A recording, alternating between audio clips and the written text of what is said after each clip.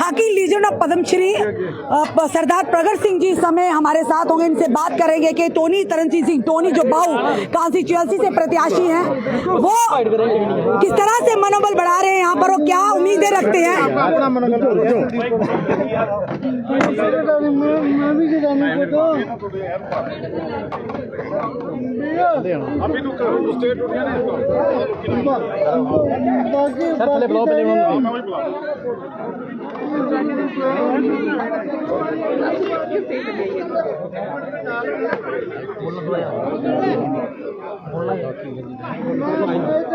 चलिए इनसे बात करेंगे प्रगट सिंह जी से।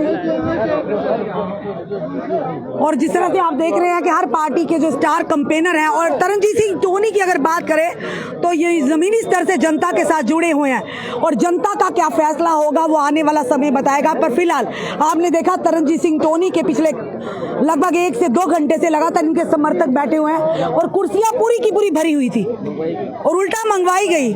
और कुछ ऐसे भी कार्यक्रम देखे जहां पर प्रोग्राम शुरू होने से पहले ही कुर्सियों को समेटा गया। वो भी विजुअल हम आपके समक्ष जरूर रखेंगे।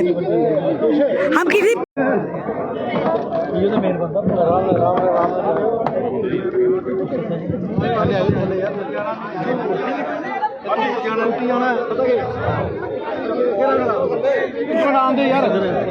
ऊपर जाना है।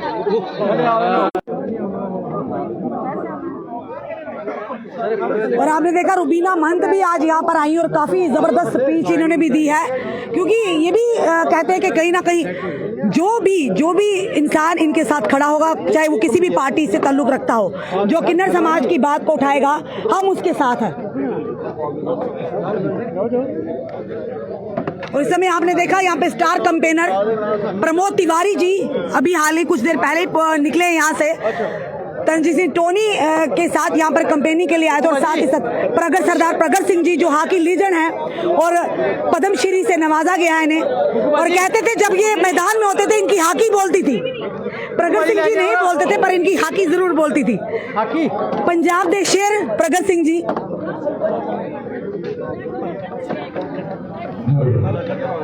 प्रगट सिंह जी हॉकी लीजेंड। चलिए प्रगट सिंह जी से बात भी करेंगे कि बाजी लेके आओ ना टोनी भैया। प्रगट सिंह जी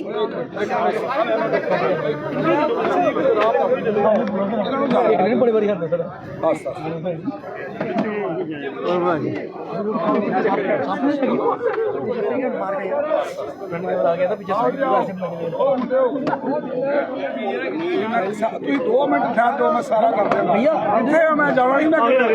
चलिए देख रहे हैं हॉकी लीजेंड और पद्मश्री से जिन्हें नवाजा गया प्रगट सिंह जी इस समय हमारे साथ है। प्रगट सर, आज आप तरनजीत सिंह टोनी को यहाँ पर इन्हें मनोबल बढ़ाने आए हैं, क्या कहेंगे कार्यकर्ताओं से? क्या लगता है किस तरह की रणनीति है? क्या लगता है टक्कर जो है भाजपा के जो प्रत्याशी है विक्रम रंधावा से है, क्या लगता है मात दे पाएंगे? देखो, मेरा ख्याल तो मात दे दी है, मात दे नहीं पाएंगे, क्योंकि जो जोश लोगों में है यहाँ, और जो मेरा ख्याल है कि पिछले समय में भाजपा ने खास करके J&K से किया है, उसकी इज्जत को वंगारा है, उसकी पॉलिसीज़ को ऐसा कर दिया है कि हमें कहीं का छोड़ा नहीं है। क्योंकि ये जब सरकार बनेगी भी, जब NC की और कांग्रेस की सरकार बनेगी, और इनको भी स्ट्रगल करना पड़ेगा। ये नहीं है कि ये आराम से इनको दर्जा दे देंगे, लेकिन अगर बीजेपी आती है तो मेरा ख्याल है कि इस सूबे के लोग भूल जाएं कि वो कभी वो पुराना उनका खोआ हुआ सम्मान जो है वो वापस प्राप्त कर सकें। अमित शाह जी तो कह के गए अभी हाल ही में जो इनका एक कार्यक्रम हुआ कि जो चीज़ दे दी उसे मांग क्यों रहे हैं विपक्षी दल, पर वो कहते हैं उचित समय, वो हमें भी नहीं पता कि उचित समय कब आएगा ये बेसिक दर्जा वापस देने। ये जितने देखो, खास करके ये 4 जो गुजराती हैं, इन्होंने देश को बिल्कुल कंगाल कर दिया। 2 लोगों ने पॉलिटिकली और 2 लोगों ने फाइनेंशियली। कौन से 4 जिनकी नाम इशारा? मोदी जी हैं, अमित शाह जी हैं, अंबानी हैं, अडानी हैं। उनके कई चैनल भी होंगे, वो चलाएंगे नहीं, मेरे को पता है इस बात का। नहीं सर, हमारा लाइव चल रहा है, ये मत सोचिए हम वो वाले चैनल नहीं है। नहीं, आप नहीं हैं, लेकिन कुछ लोग हैं जो ये सोचते हैं, क्योंकि डेमोक्रेसी का जो फोर्थ पिलर है वो आप लोग हैं। आप लोगों की बात जो है वो लोगों में जाती है, क्या लगता है लेकिन मीडिया को भी प्रेशराइज किया जाता है? इन्होंने डेफिनेटली मीडिया को प्रेशराइज ही नहीं किया जाता है, जिनको गोदी मीडिया कहते हैं, पंजाब में इनको केजी मीडिया कहते हैं। सो इसलिए मैं सारा कुछ इनके बारे में जानता हूं, लेकिन इन्होंने फाइनेंशियली, और देखो सबसे बड़ी बात जो है कि इन्होंने दर्जा तो कम किया, लेकिन J&K में कभी भी रेत माफिया नहीं था, J&K में कभी शराब माफिया नहीं था, ये इन्होंने इंट्रोड्यूस किया। और जो यहाँ कारोबार करने वाले लोग हैं उनके साथ बहुत बड़ा धोखा हुआ है। तो मेरा ख्याल है कि ये सब लोग मिलके, और मिलना भी चाहिए, हमारे देश की बात है। और सबसे बड़ा दुख मेरे को इस बात का है कि ये हमारे भाईचारे को तोड़ने की कोशिश करते हैं, क्योंकि हमारा जो भाईचारा है, अलग अलग जात है, अलग अलग धर्म है, अलग अलग पहरावा है, अलग अलग बोली है, लेकिन उसके बावजूद हमारा हिंदुस्तान का एक गुलदस्ता है, हमें वो लेके आगे बढ़ना है। एक सवाल इंजीनियर स्टेट जो कि टेरर फंडिंग मामले में 5.5 साल से जेल में बंद है, लेकिन अब वो रिहाई पर है और उन पर इल्जाम लग रहा है कि वो भाजपा के कैंडिडेट है, भाजपा के साथ उन्होंने हाथ मिलाया। ये ऐसे बहुत कुछ करते हैं। देखो, बीजेपी ने J&K के साथ बहुत बड़ा धोखा करके इन्होंने हिंदुस्तान में इनको बेचा है, और हिंदुस्तान में ये शो किया है कि हम बहुत देश प्रेमी हैं, लेकिन ये देश प्रेमी नहीं है। ये देश को तोड़ने वाले लोग हैं, डेफिनेटली वो बी टीम है। तो मेरे को इसमें कोई डाउट नहीं है, क्योंकि इनका काम ही यही है कि जिसको भी आहिस्ता आहिस्ता बांट दो ताकि हमारा देश जो है वो उसका नुकसान हो, लेकिन भाजपा जो है वो उसमें कहीं ना कहीं। सर, वही इंसान जो इलेक्शन से पहले देशद्रोही होता है और इलेक्शन के कुछ ही दिन पहले उसे रिहा कर दिया जाता है, ये किस तरह का मापदंड चल रहा है सर? नहीं, ऐसी बात भी नहीं है।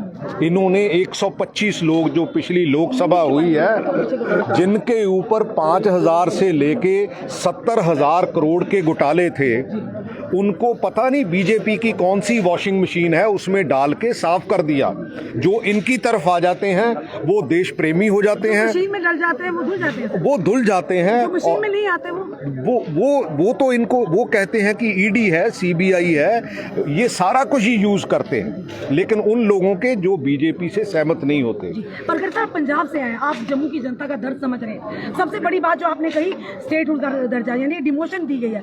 यहाँ के नेता अभी भी कह रहे हैं, या भाजपा के नेता यही कह रहे हैं, केंद्रीय मंत्री, कि उचित समय होगा फिर हम देंगे। उचित समय कब आएगा? ये देश जो है, देखो 205 लाख करोड़ का कर्जा हो गया, 205 लाख करोड़ का। मेरे को तो उसके ये भी नहीं पता कि जीरो कितनी लगती है, लेकिन जब से देश आज़ाद हुआ है वो 55 लाख करोड़ था। तो ये सारा कुछ, ये मेरा ख्याल आज तक PSUs कभी किसी सरकार ने नहीं बेचे थे। इन्होंने PSU भी बेच दिए और हमारे देश को बिल्कुल अंबानी और अडानी का गिरवी कर दिया। पर सर, क्योंकि आप एक स्पोर्ट्समैन भी हैं, मैं आपसे जानना चाहूँगा कि पिछले दिनों जो ओलंपिक्स हुई उसमें आपने भी बताया कि उस पर भी बीजेपी पर हमलावर हुए, कि वहाँ पर भी डिस्क्रिमिनेशन हुई है जो फंडिंग को लेकर। जो फंडिंग है बेसिकली, देखो गुजरात से कभी ओलंपिक में नहीं आता। आप गुजरात में 2 बंदे नहीं देखोगे, एक किसी ने शहादत दी हो गुजराती ने, किसी भी गुजराती ने, और एक स्पोर्ट्स में मेरा ख्याल है सबसे कभी कभाई अगर आ गया तो आ गया, लेकिन फंडिंग सबसे ज़्यादा। आप क्या सोचते हैं कि डिस्क्रिमिनेशन है? क्योंकि डिस्क्रिमिनेशन है, और वही हाल क्या जम्मू कश्मीर में आप देखो, देखते हैं? पंजाब और हरियाणा ने सबसे ज़्यादा कंट्रीब्यूट किया है ओलंपिक्स में, लेकिन सबसे फंडिंग कम जो है वो इन्हीं 2 स्टेट्स को। तो जम्मू कश्मीर के हाल पर आप क्या देखते हैं? यहाँ स्पोर्ट्स, देखो यहाँ स्पोर्ट्स कोई अच्छा नहीं है। तो मैं तो ये, अगर सरकार कांग्रेस की और NC की आएगी, और मैं टोनी जी को और जहाँ भी कह सकूँगा कि हमारा यूथ जो है उनको स्पोर्ट्स में डालो, क्योंकि नशे का अगर कुछ विकल्प है तो वो स्पोर्ट्स है। अगर हमें इनको, हमारे बच्चों को आगे बढ़ाना है, उनकी सेहत अच्छी रखनी है, तो मेरा ख्याल है कि हमें स्पोर्ट्स में इनको डालना का लक्ष्य भाजपा आज भी दावे कर रही है, क्या लगता है पूरा होगा? नहीं, बिल्कुल नहीं। सर, कश्मीर में आज मोदी जी पहुंचे थे, जनसभा को संबोधित करते हुए उन्होंने कहा है कि पहली पार्टियां जो है वो लोगों को, बच्चों को हथियार थमाती थी, अब बुक्स और पेन थमाए जा रहे हैं, क्या कहेंगे उस पर आप? यार ये देखो, ये ना बिल्कुल जुमला है, ये जुमलों वाली पार्टी है। इनकी वैसे एक जुमलों वाली पार्टी और है, उसका नाम आम आदमी पार्टी है, पर आप बचे हुए हैं J&K वाले। आपको क्या लगता है कि ये कि जुमला दिखाया जा रहा है? बिल्कुल, देखो जब से शुरू हुए हैं आज आपका इन्होंने प्रगट जुमला, सर आए हैं, बड़े बड़े सेलिब्रिटी, हम यही कहेंगे, क्योंकि जो खेल के शहंशाह रहे हैं, इनकी मैदान में हॉकी बोलती थी, ये नहीं बोलते थे, आज ये बोलने लगे, पर हॉकी बोलती थी। अब तो क्या कहेंगे, आज ये भी आपके समर्थन बड़े में लोगों आए? के हुनर बोलते हैं, तो मैं बड़ा खुशकिस्मत हूँ कि मुझे लग रहा है कि मेरे साथ वो आदमी खड़ा है जिसने कभी हिंदुस्तान को लीड किया है। मेरे साथ वो आदमी खड़ा है जिसमें पूरा हिंदुस्तान गर्व करता था। अगर हमने भगत सिंह के बाद किसी को अपना हीरो माना है दिल की गहराइयों से, तो प्रगट सिंह उनमें से एक आदमी वो ये भी था, और हमने इनको दिल की गहराइयों से हीरो माना है। मैं समझता हूँ कि मेरा आज जो यहाँ पे इन्होंने आके मान बढ़ाया है, I will not let him down, और मैं वो काम करूंगा जो आज इन्होंने इशारा कर दिया है। I will have the best of sports infrastructure in my constituency and I will create that. आप गोल करने जा रहे हैं बहु विधानसभा क्षेत्र? देखिए, भगवान करेगा, हम करेंगे, जोरदार गोल करेंगे। शुक्रिया, जय हिंद। चलिए, इस समय तरनजीत सिंह टोनी के समर्थन में आए थे पद्मश्री प्रगट सिंह जी, और जो जिनकी मैदान में जब उतरते थे उनकी हॉकी बात करती थी, वो नहीं करते बल्कि इनकी हॉकी बोलती थी। इस समय बाहू कॉन्स्टिट्यूएंसी से अगर बात करें तो तरनजीत सिंह टोनी जो कि प्रत्याशी हैं कांग्रेस पार्टी के, और दूसरी तरफ भाजपा के विक्रम रंधावा। अब कौन होगा किस पर भारी, ये आने वाला समय बताएगा। पर फिलहाल टोनी के भी काफी समर्थक आपने देखा, इन्हें प्यार करते हैं, इन्हें चाहते हैं, और तरनजीत सिंह टोनी 24 घंटे जनता की सेवा में हमेशा तत्पर रहते हैं। इनके लिए इनके पीए से या किसी और से, इनसे फोन पे हमें अपॉइंटमेंट नहीं लेनी पड़ती, चाहे वो आम जनता हो, चाहे हम हो, चाहे कोई भी हो। यानी कि अगर हम फोन करें, ये ना होगा तरनजीत सिंह टोनी बिजी हैं, आप बाद में कॉल कीजिएगा। तो ये वो लोग हैं जो 24 घंटे जनता की सेवा के लिए है। अब जनता का फैसला होगा, और जनता का फैसला इस सर्वप्रिय होगा, किसे जनता नकारती है, किसे प्यार अपना बरसाती है। अब एक पहले चरण के मतदान तो हो चुके हैं, अब 25 और अगला जो लास्ट वाला जिसमें जम्मू भी आता है वो होगा 1 अक्टूबर।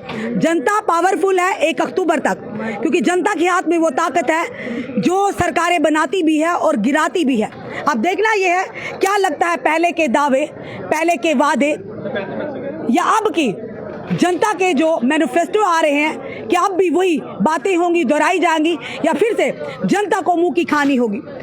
देखते हैं जनता किस पर अपना विश्वास जताती, किसे नकारती है। 8 तारीख तक, यानी कि पहले चरण के मतदाताओं में जितने भी कैंडिडेट थे उनकी किस्मत तो बंद हो चुकी है। अब 25 और 1 अक्टूबर रह गया।